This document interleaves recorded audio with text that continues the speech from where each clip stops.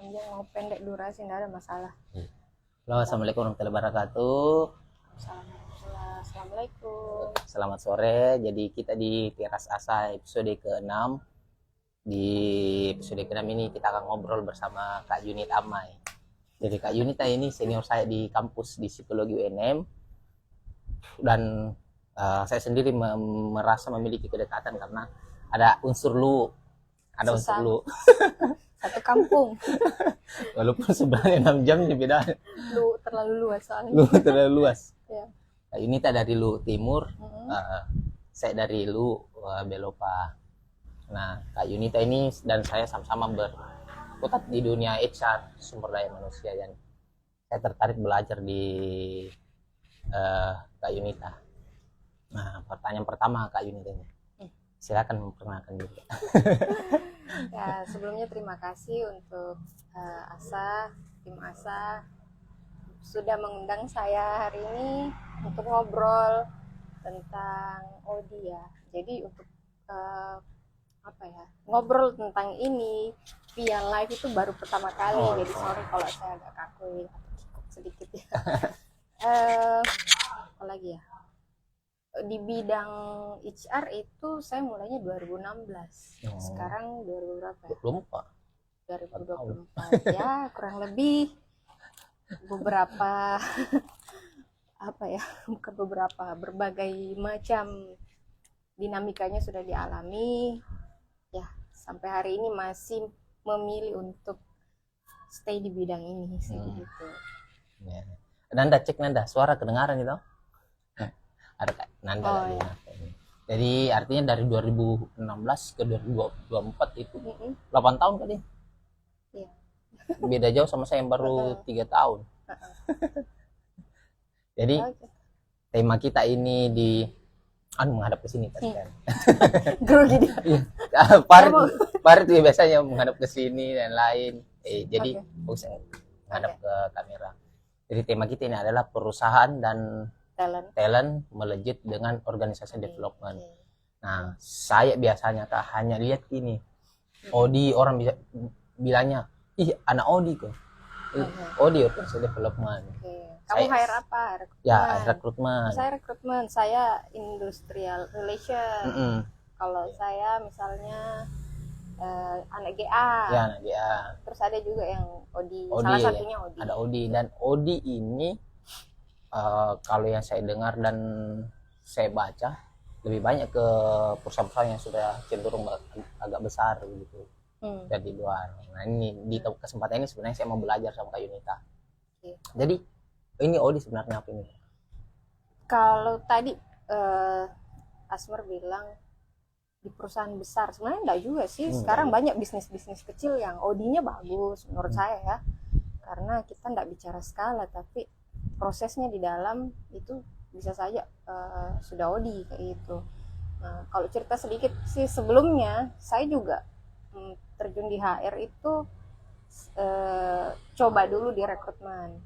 Saya coba rasakan feel-nya, kayaknya saya kurang ini gitu, karena kan bagi saya rekrutmen itu kayak berulang gitu. Talent out, kita lagi hire lagi, terus pelajari apa yang bikin dia ini, dan saya merasa tidak terjawab banyak hal yang ingin saya tahu di rekrutmen doang tuh. Akhirnya saya coba ke payroll, sempat ke payroll dan GA. Payroll dan GA itu detail banget.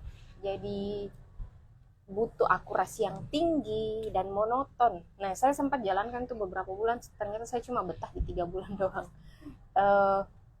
Ternyata itu juga bukan feel-nya saya gitu. Apalagi ya, terus training juga sempat di situ. Itu sempat sih buat saya juga tertarik.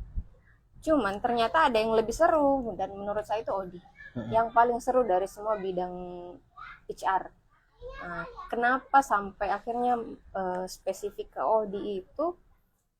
Ya lucu juga ya, karena waktu masuk psikologi itu kita mulai semester berapa ya itu peminatan ya? Kalau nggak salah semester 4. 5 mulai. Itu kan dulu kita mikir tuh, kita mau mayor kemana nih? Mayor minornya apa? Dulu kan ada yang mau ke perkembangan anak, ada yang mau ke industri organisasi, ada yang klinis, macam-macam. Saya pikir tuh cuma sebatas itu doang kita milih. Ternyata pada saat kita masuk ke dunia kerja, psikologi saya kan pilih di industri organisasi, ternyata itu lebih luas lagi guys.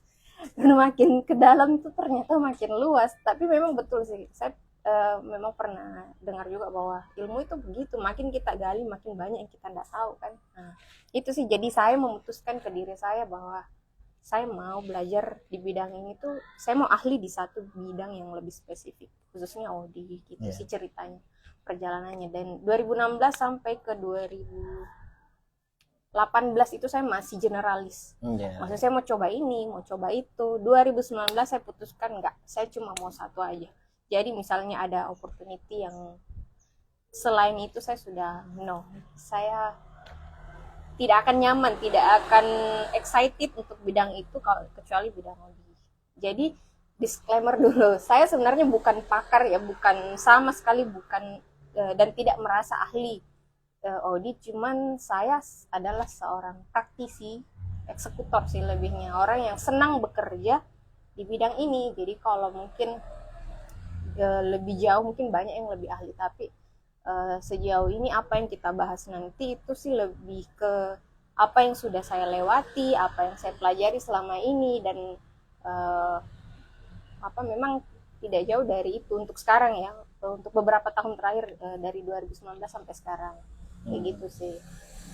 Nah ini Kak, ada dua yang saya tangkap dari Kak Yunita ini. Ya. Jadi memulai prosesnya dari rekrutmen, payroll, kemudian akhirnya ke Odi, dan ada juga disampaikan tadi sama Kak Yunita, bukan perusahaan yang besar yang bisa pakai Odi, perusahaan yang kecil juga. Nah, saya ini malah kepikiran sebenarnya entah itu saya sudah melaksanakan kerja Odi atau tidak. Jadi pertanyaan ini Kak, kayak anggaplah perusahaan bagaimana sih yang bisa, atau mereka ada enggak standar bahwasanya ini perusahaan bisa Audit enggak sih? Bisa Audit enggak sih atau tidak? Yang skalanya kayak gimana? Ya, minimal berapa karyawan? Ya, bisnisnya gitu. Minimal berapa unit bisnis? Enggak ada. Kalau kita bicara Audit itu kita bicara tentang bagaimana membangun kualitas hidup orang-orang di dalamnya.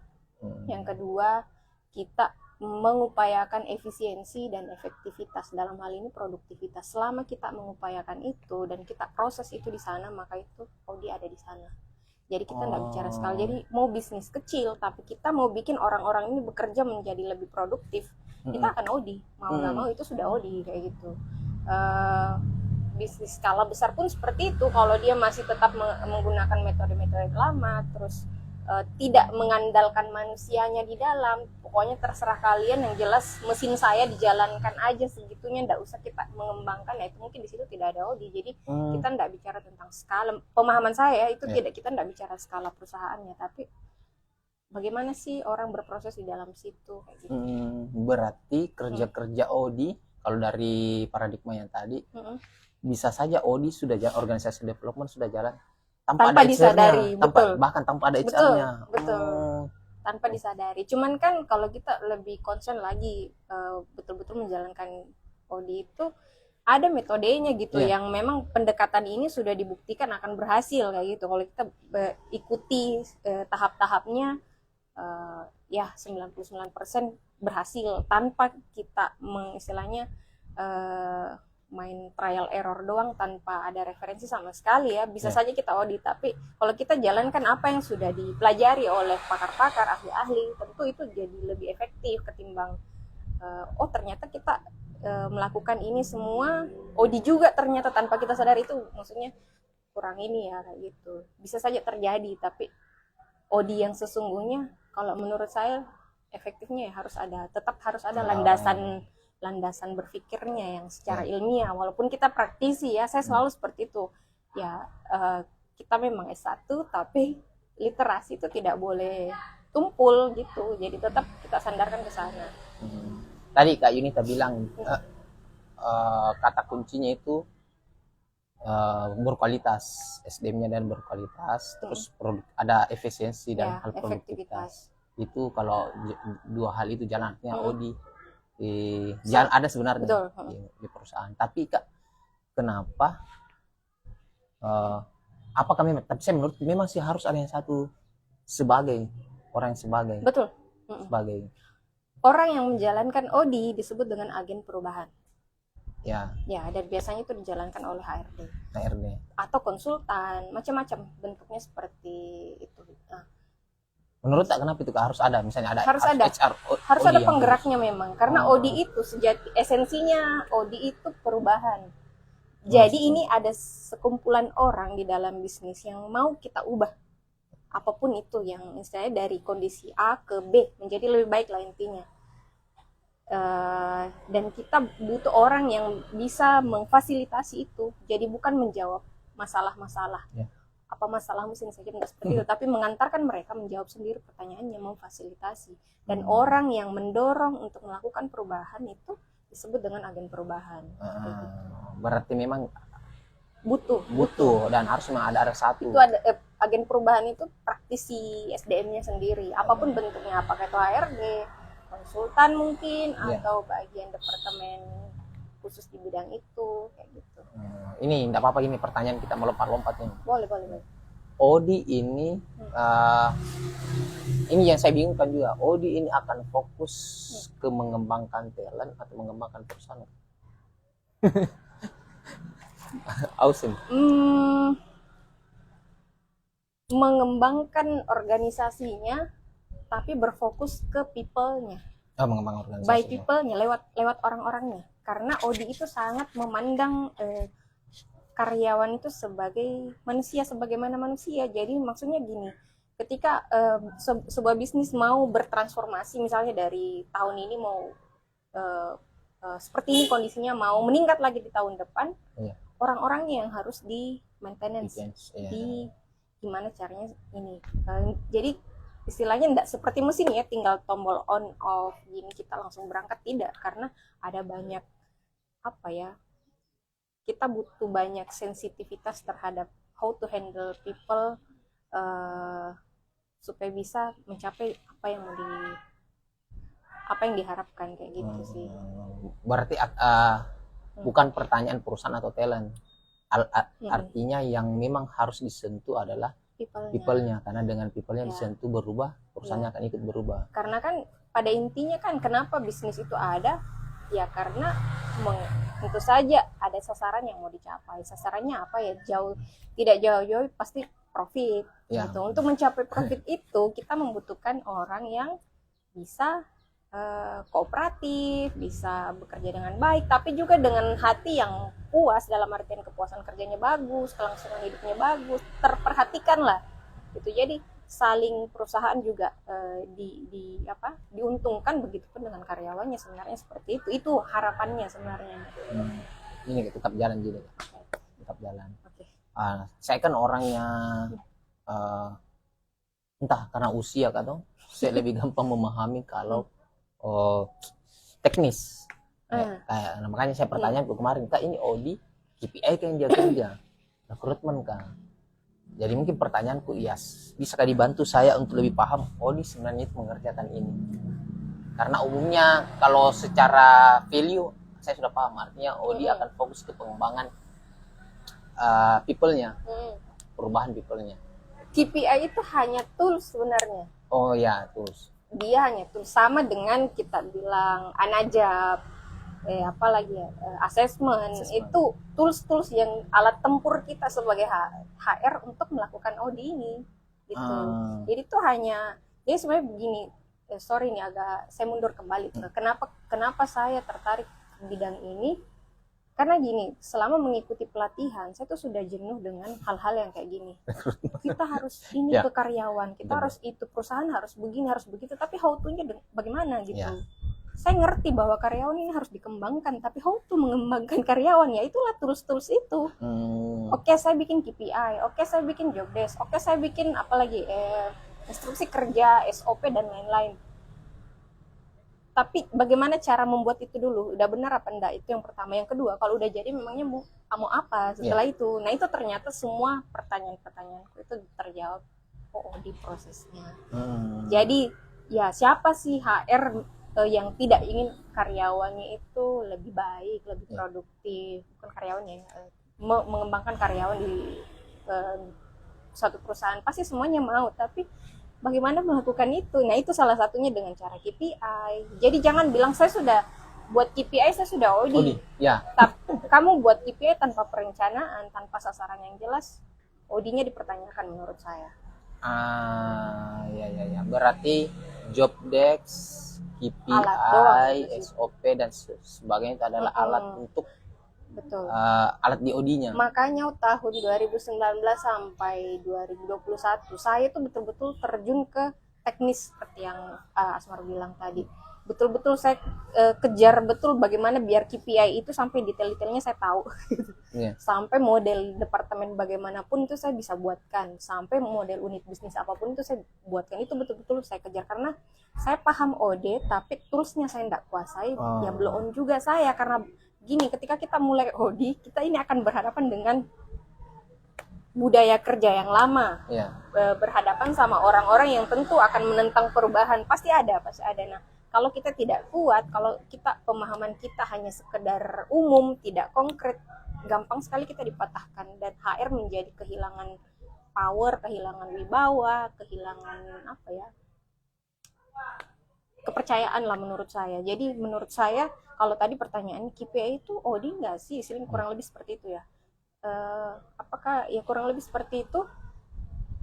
Dua-duanya harus jalan sih. Kita paham. Jadi OD itu mungkin konsep atau sebuah sistem perubahan, tapi kita harus barengi dengan kemampuan, keterampilan sebagai HR itu kemampuan dalam tools-tools yang dibutuhkan di dalam OD menurut saya seperti itu. Berarti yang kalau saya sebagai HR sekarang, saya harus perkuat diri saya di tools OD-nya. Berarti termasuk kayak assessment tadi. Betul. Alat tes. Betul. Supaya nanti dalam pada proses pengolahan people-nya. Betul. Benar. Karena ini kita udah paham nih, OD itu membuat perubahan kan di dalam. Terus kita belum paham simple lah administrasi psikotesnya masih jebol sana jebol sini. Pasti hasilnya juga dipertanyakan. Jadi orang-orang yang kita asesmen potensinya tidak terpetakan dengan benar. Jadi menguap aja tuh upaya-upayanya kita. Jadi ketika kita sudah terjun di bidang ini, jangan setengah-setengah.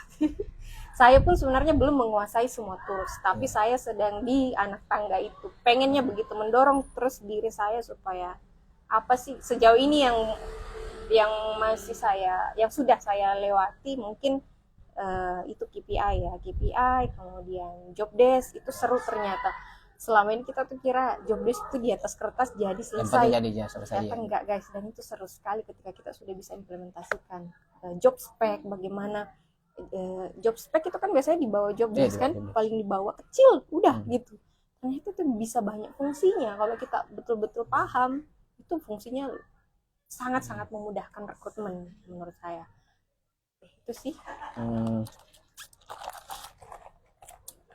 Matahari ini mengikuti kayak nanti bakal naik ke atas mataharinya. Bukan dari sana.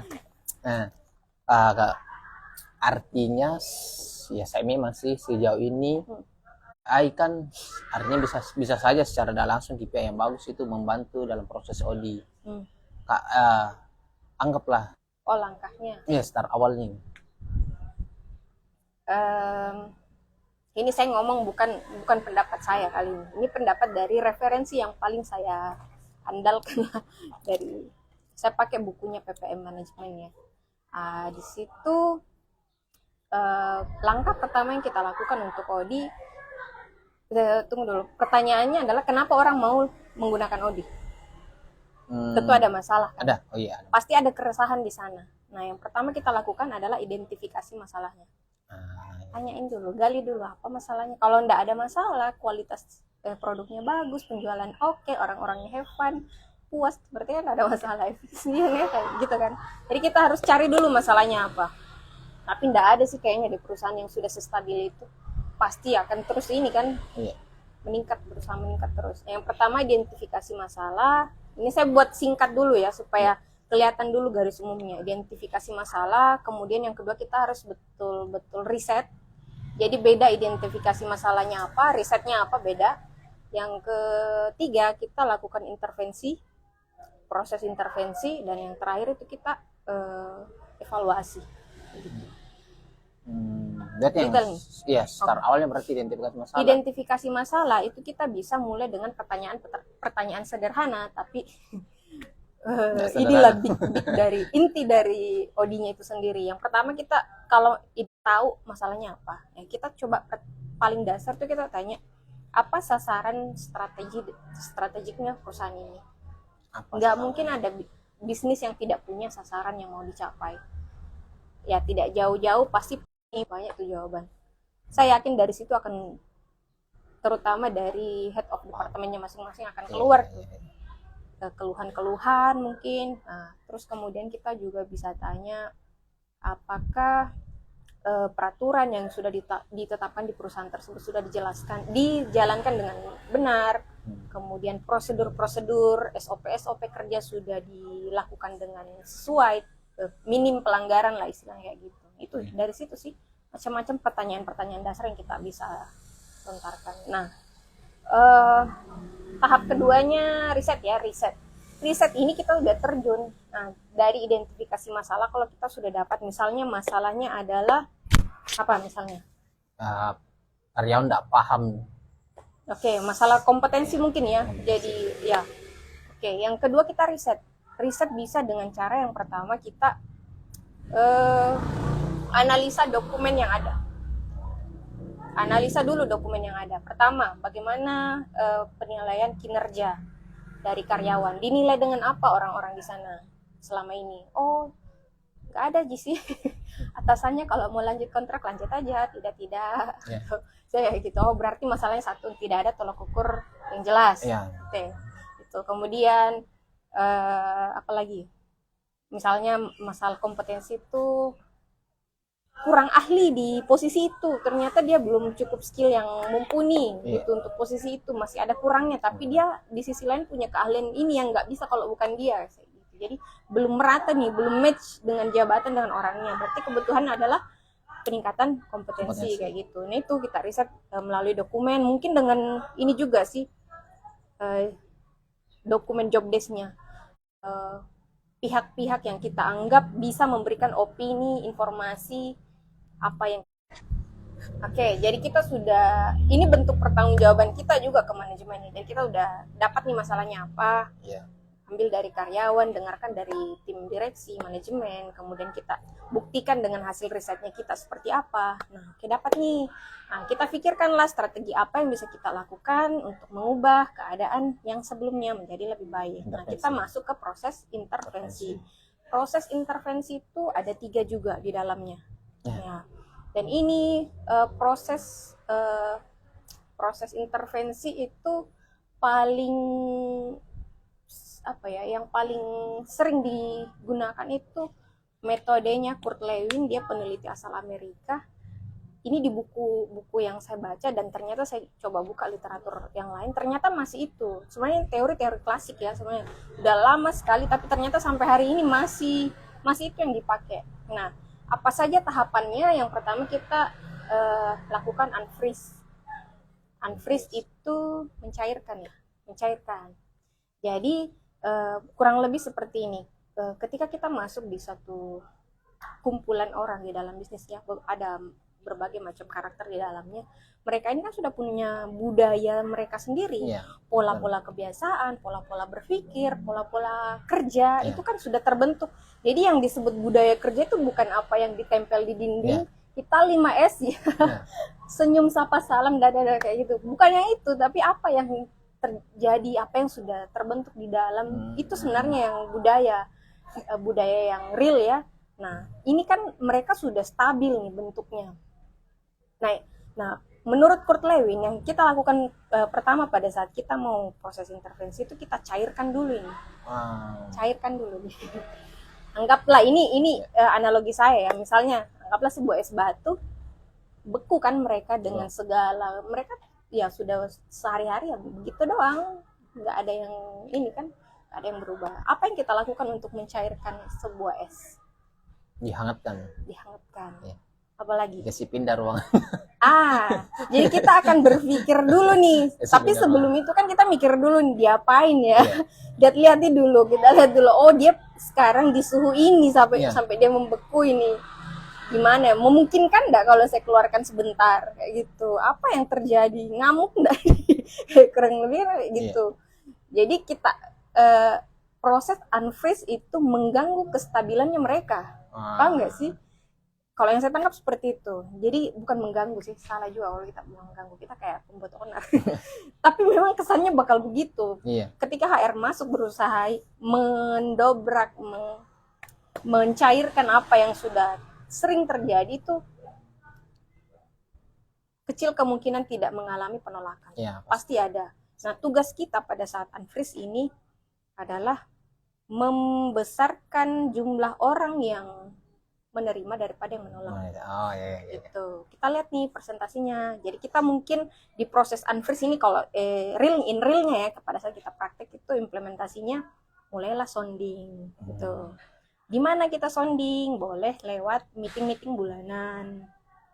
Kayaknya kualitas produk kita ini kurang ini keluhan, bagaimana data keluhan pelanggan misalnya. Berarti kita butuh perbaikan ya gitu. Bagaimana caranya kita memperbaiki? Mulailah di situ, terutama leader-leader, entah itu pimpinan perusahaan, pimpinan departemen, mulai sounding bahwa kita enggak boleh begini terus, kita harus ada perubahan. Itu kan sudah mengganggu sedikit pola pikir yang lama kayak gitu kan. Oh, enggak boleh kita di zona nyaman, ibaratnya seperti itu. Terus ya dari proses itu kita butuh waktu juga kan, pasti ada yang mau diapain nih kita. Biasanya ini yang prakteknya, biasanya yang saya temui itu kayak apalagi nih HRD, apalagi ya, apa sedek kalimat paling sering keluar itu apalagi yang ini apa sedek. Saya pernah dapat bahkan mereka tuh merasa ini akal-akalannya perusahaan mau cat karyawan, mau kak di PHK ini, atau mau kurangi gajiku lah, macam-macam. Itu sebenarnya bentuk kekhawatirannya karyawan. Nah, ini yang mesti kita pelan-pelan beri pemahaman. Nah, itu tadi yang pertama kita bisa lewat meeting mungkin, meeting bulanan, pertemuan apapun misalnya. Entah pada saat gathering sampaikan aja di sambutan atau apa. Kemudian bisa juga lewat pemberitahuan tertulis kalau memang tidak memungkinkan pertemuan, atau mungkin lewat pelatihan langsung kita panggil, sampaikan kayak gitu. Jadi intinya di unfreeze itu proses memberitahu ya, kayak sounding lah, seperti itu, dengan segala pergolakan yang terjadi. Jangan langsung hantam. Iya. Atau bisa dibilang kan pemahaman mereka yang sudah tidak pernah diganggu setidaknya dibuat gelisah. Ya. Jadi tidak gelisah dalam artian positif, bahwa nggak boleh nih kita begini terus. Tantangan bisnis ke depan tuh makin begini. Kalau kita begini terus, ya ini kan kelangsungan hidup kita juga. Kalau kita mau hidup lama di sini, di bisnis ini, kita mau berkembang, mau nggak mau kita harus ikut berubah. Jadi HR itu juga harus ini sih, masuk ke area bisnis juga harus paham. Jadi harus supaya bisa memberi motivasi ke karyawannya bahwa alasan untuk berubah itu memang ada kayak gitu, bukan dibuat-buat seperti yang mereka kira kayak gitu. Apalagi unfreeze ya. Jadi di situ proses mencairkan penuh dengan gejolak, penolakan, macam-macam, dan itu kita butuh waktu. Jadi jangan langsung gas, karena alat toolsnya kita ini bisa mental kalau langsung di ini. Jadi kita lihat dulu responnya seperti apa, dan manajemen itu harus kuat juga dan konsisten. HRD itu betul-betul butuh support 100% dari top lah atau owner bingking. Tanpa itu kita juga akan jadi debu yang tidak didengarkan kayak gitu. Tapi rata-rata sih business owner pasti maju paling depan kalau bicara soal perubahan. Itu yang pertama. Nah, tahap kedua dari model Lewin ini, dari teorinya Kurt Lewin, biasanya disebut model Lewin, unfreeze kemudian change atau movement. Nah, di sini kita sudah mulai masuk nih apa. Jadi kan tadi kita udah tetapkan bahwa kita strateginya kayak gimana. Tadi masalah kompetensi ya. Mungkin kita butuh job desk dulu nih diperbaiki. Nah, kita kan mau pakai ini kan. Nah, kita sudah sounding awalnya. Jadi pada saat kita sudah mau menyusun job desk-nya itu, mereka udah paham, oh ini yang bagian dari yang kemarin disebut itu ya, saya dipanggil wawancara ini karena itu. Kalau tiba-tiba kita langsung tanpa proses unfreeze tadi, mereka akan apa ini, kenapa saya ditanya-tanya. Jadi proses mengambil informasi, mengambil data itu kan jadi buyar, nggak ini kan. Beda kalau kita lakukan proses unfreeze tadi, walaupun dengan segala gejolaknya kayak gitu. Jadi di tahap change movement itu kita sudah bergerak. Ya, Kasih ya, tools sudah main di situ. Bayangkan dari proses Odi itu kapan nih masuk tools itu baru masuk di situ gitu. Jadi bahkan tools itu yang mungkin bagian, kalau kita sebut itu bagian kecil, itu juga tidak kecil sebenarnya karena prosesnya juga luar biasa.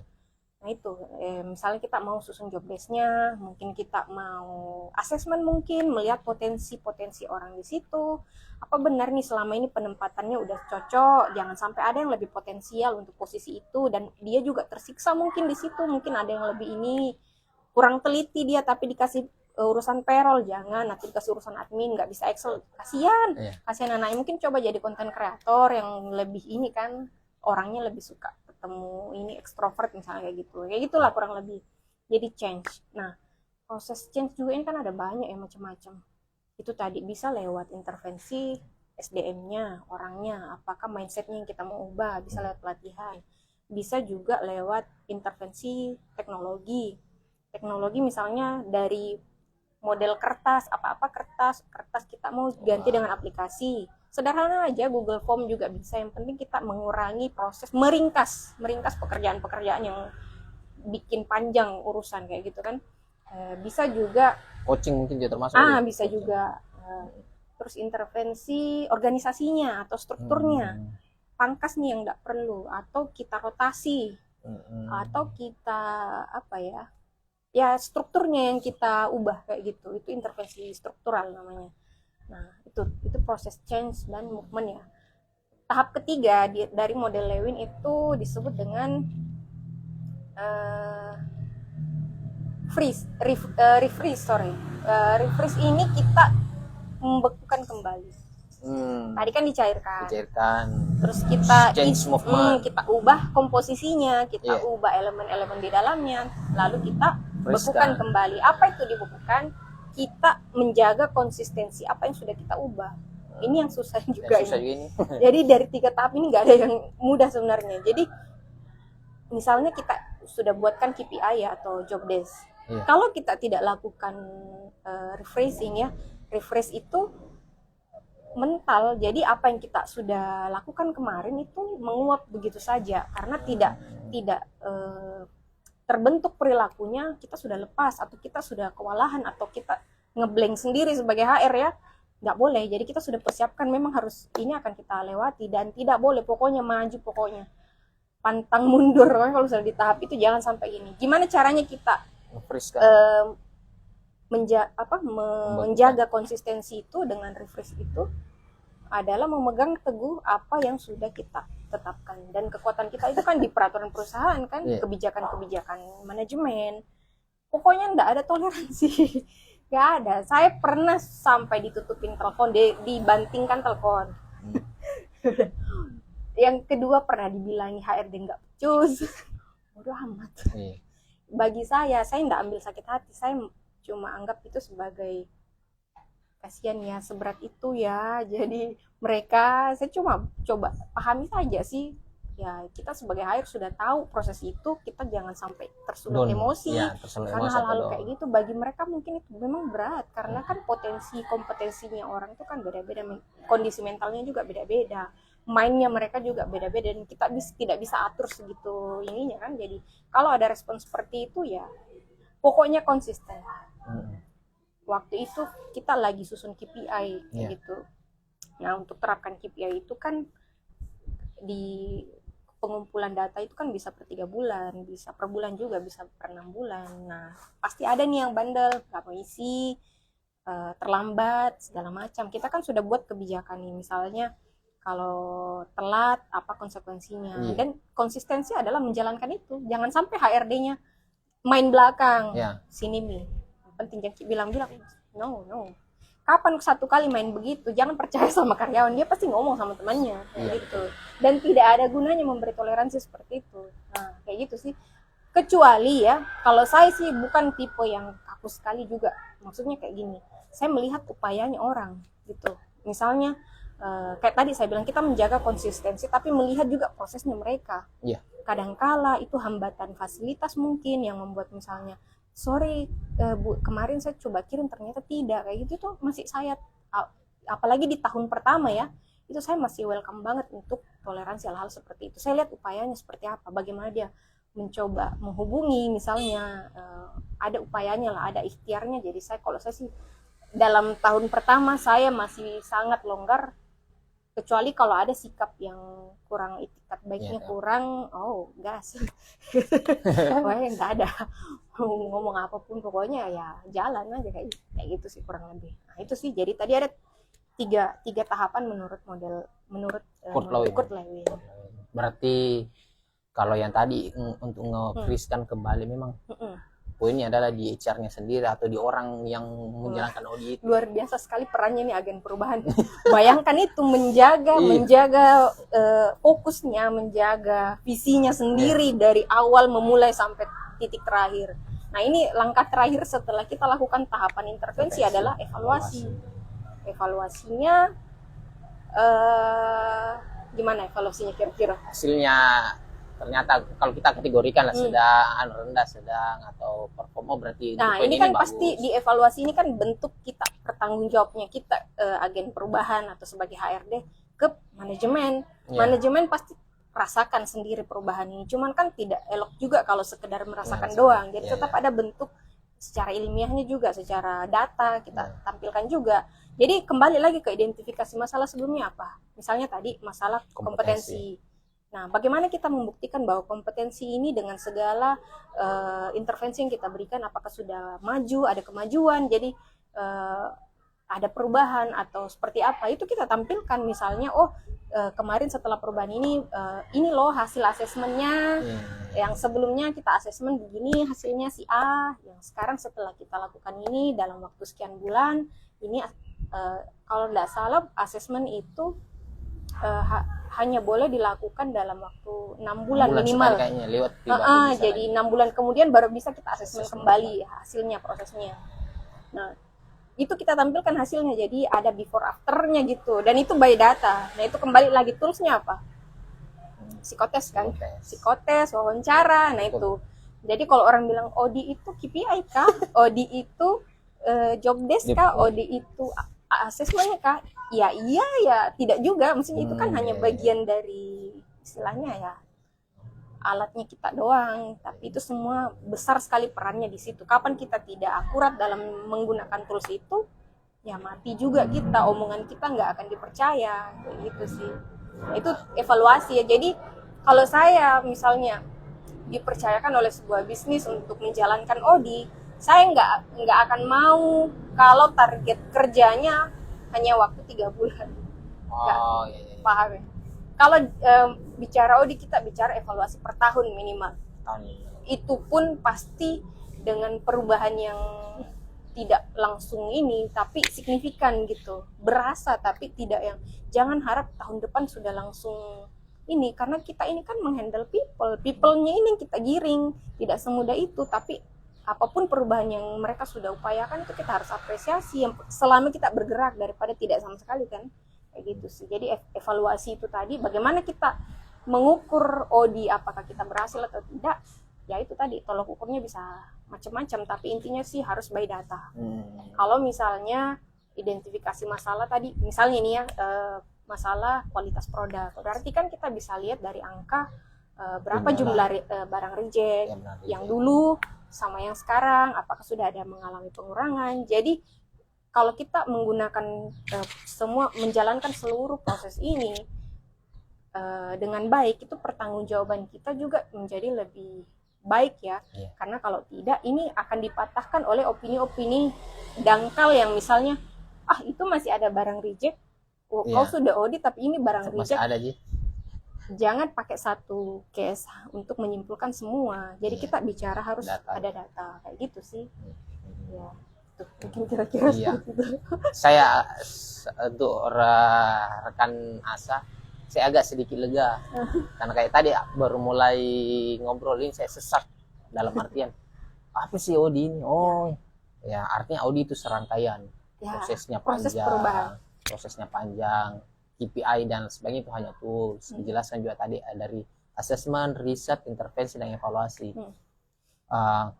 Bahkan leader kan biasanya minta begini, dikasih pelatihan hari ini, besok sudah natanya apa perubahannya ini, sudah dikasih training. Saya pernah alami itu, baru saya kasih minggu ini, hari Minggu sudah ditagih hasil perubahan. Itu juga training kan sebenarnya itu bagian dari intervensi. Iya. Nah, jadi kalau saya diminta untuk tolong dong kasih training, kita ini ada masalah begini, bisa nggak aku buat training? Kalau saya pertanyakan dulu why training. Saya nggak mau nanti ditodong di belakang bahwa ini sudah biaya. Kok sudah training, kok sudah gini gitu, tapi kenapa masalah yang kemarin belum selesai? Saya nggak mau, karena harus match dulu antara masalahnya apa, intervensinya apa. Saya nggak mau kayak gitu sih. Ya, kayak gitu.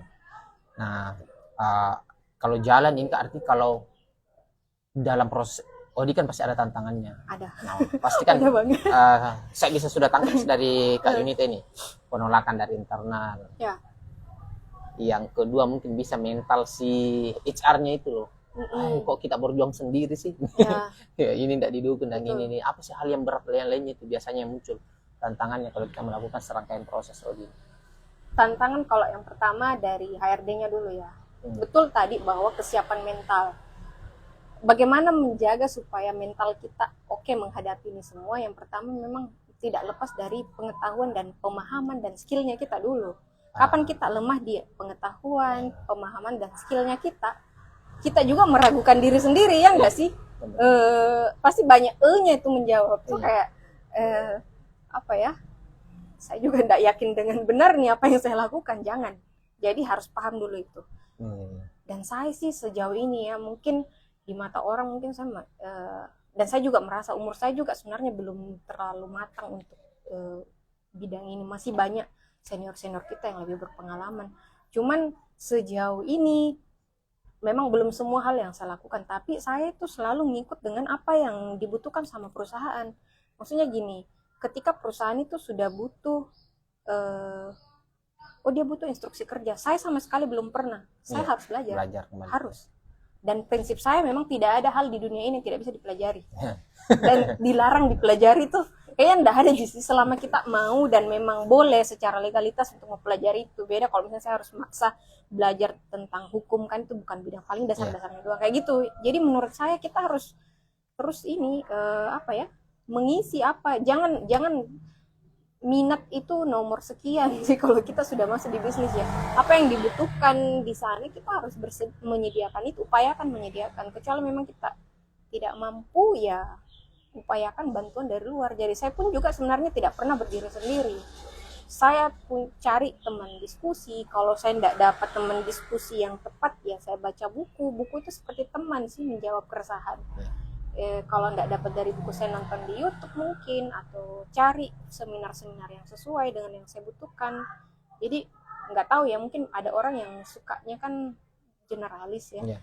Kalau saya ini obrolan kita kan saya itu lebih ke spesifik kayak gini. Jadi saya tuh tidak belajar semuanya kalau saya, karena bagi saya tidak mungkin ahli di semua bidang gitu. Jadi satu aja, tapi mudah-mudahan ya bisa ahli di bidang itu gitu. Jadi mencari terus apa yang dibutuhkan oleh bisnis itu, supaya kita sebagai HR itu bisa menyediakan. Oh ya, sorry ini melebar kemana-mana.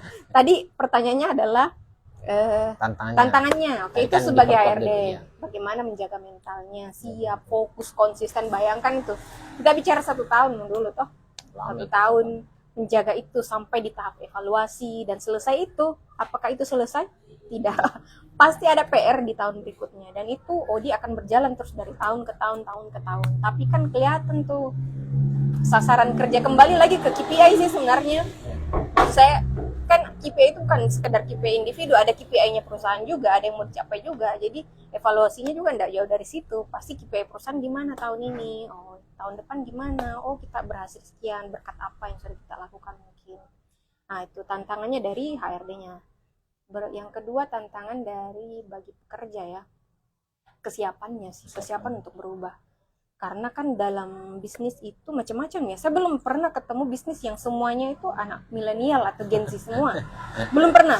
Biasanya sih gabungan. Tapi saya nggak tahu kalau mungkin UMKM, saya belum pernah gabung dengan UMKM. Mungkin gabung kebanyakan ini ya Gen Z, kebanyakan milenial. Kalau sekarang UMKM banyak. Kalau UMKM lebih banyak Gen Z. Oh gitu. Nah itu karakter-karakter itu mempengaruhi kesiapannya mereka. Ya. Biasanya yang masih ini kan lebih enak Lebih enak dibentuk.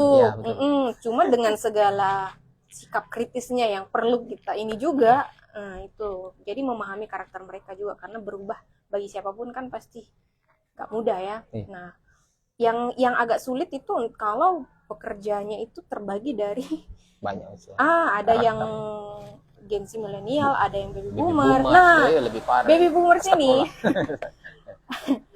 ada yang karakternya senang perubahan Ada tapi yang susah tidak. berubah.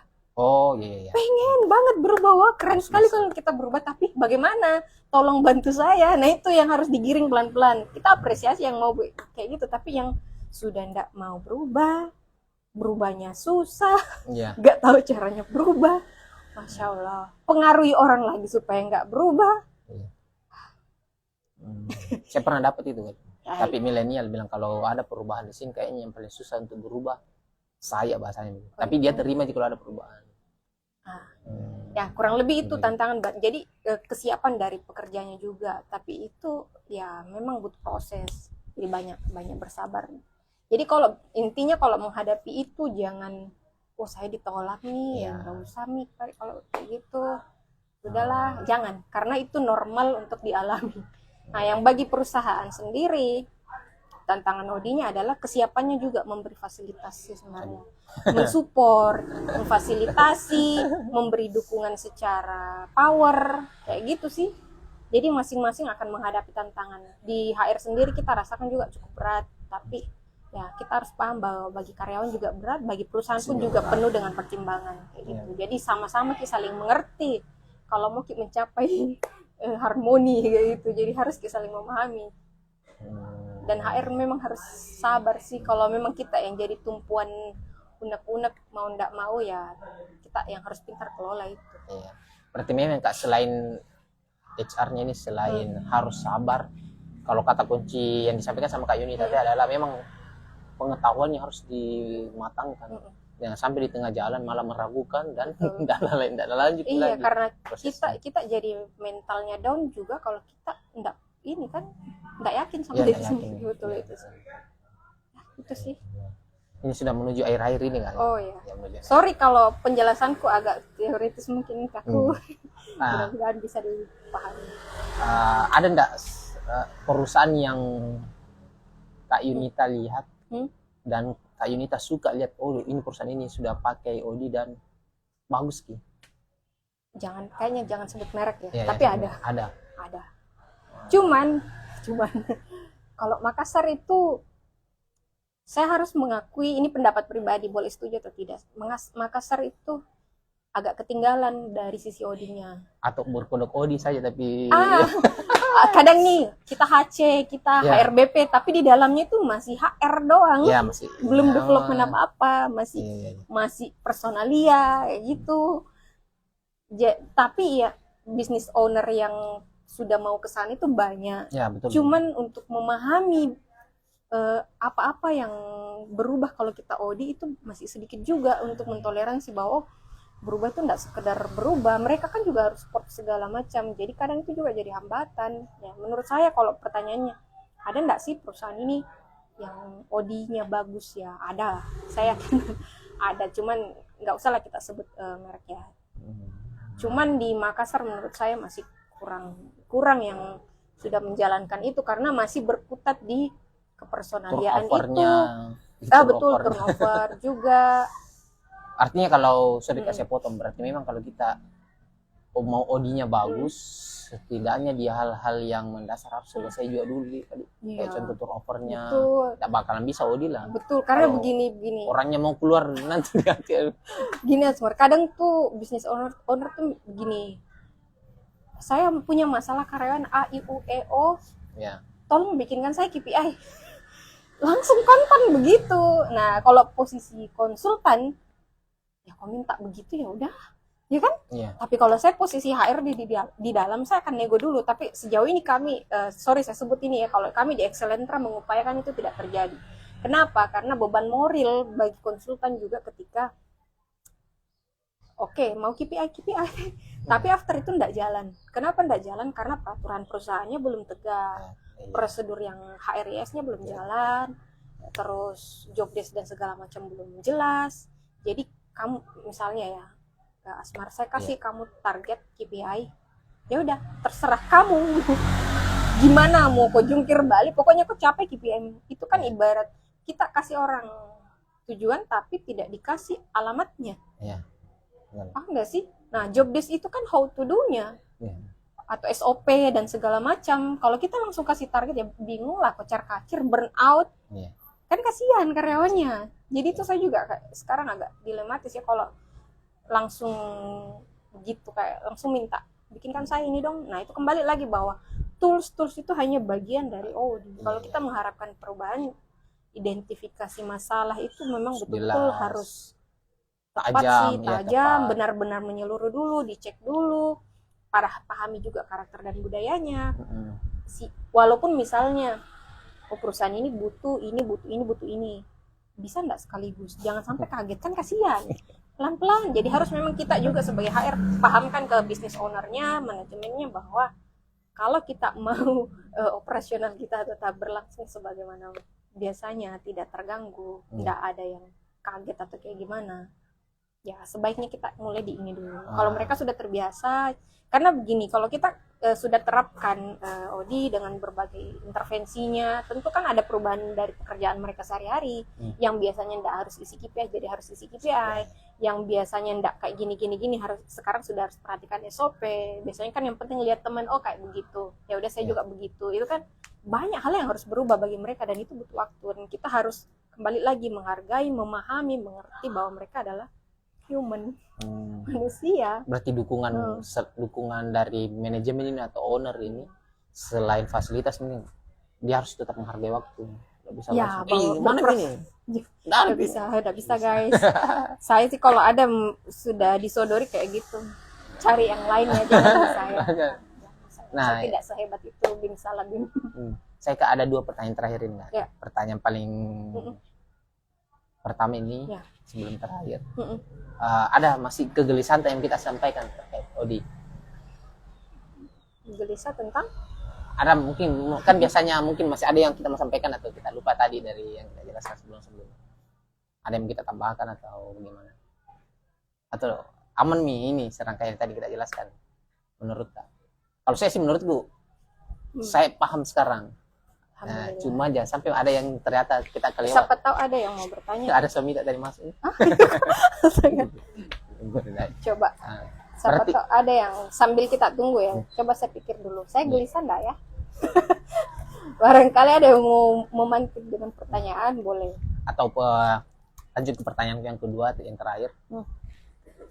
Anggaplah ini serangkaian proses ini selesai, Mika. Selesai, Mika. 4 tahapan tadi bagus lah, ini yang bagus nih jadinya ini. Selanjutnya apa itu kalau begitu? Pertanyaan berandalan ini. Sudah dievaluasi ternyata bagus hasilnya. Kalau begini aman ini. Udah begini aja terus. Tapi kan bumi ini terus berputar. Oh iya tantangan kebijakan pemerintah berubah-ubah dengan pemerintahan yang baru, kebijakan baru, dunia politik, ekonomi, dengan segala kebijakan yang baru sangat mempengaruhi bisnis pasti. Betul. Terus juga orang-orang, tren yang berubah, tantangannya juga pasti bergeser, nggak mungkin sih berhenti. Jadi hidup terus ODI, HRD selalu dibutuhkan. Penting selesai dasar-dasarnya. Ya. Opernya aman. Ya, rapikan dulu supaya enak nih kita atur. Betul. Jadi kalau teman-teman mungkin yang ini kebetulan karena saya duluan mungkin yang buat adik-adik atau teman-teman yang mau mulai di bidang ini, kalau saya boleh saran mungkin bisa perkuat dulu itu. Jangan tinggal dengan persepsi bahwa muka belajar. Banyak orang yang kayak gitu ke saya ya, padahal saya juga merasa bahwa saya ini masih kurang banyak juga gitu. Banyak yang ngobrol, Kak muka belajar PIO, Kak muka begini. Jangan stuck di situ. Ayo mulai dengan hal-hal kecil. Apa itu hal kecil? Administrasi alat tes psikologinya dulu. Karena kita juga masih banyak guys. Masih banyak yang lemah, yang masih seenak-enaknya mengubah-ubah norma tes. Itu jangan. Periksa kembali itu alat tes yang kalian gunakan apakah masih valid, masih reliable ya, apa ya, masih oke enggak sih digunakan di perusahaan kalian. Jangan sampai pakai alat yang tidak oke dan hasilnya cuma data sampah dan kamu heran why hasil asesmenku nggak berhasil. Gitu, periksa kembali sedetail itu. Jangan berpikir mau langsung besar gitu bahwa saya mau ahli ini tanpa mau mencemplungkan diri ke hal-hal detail, karena kita tidak akan bisa ahli kalau kita tidak pernah merasakan dulu hal-hal kecil, bagaimana mengerjakan hal-hal yang teknis, pekerjaan-pekerjaan yang seperti itu sih. Mungkin ya itu mungkin termasuk keresahan saya ya.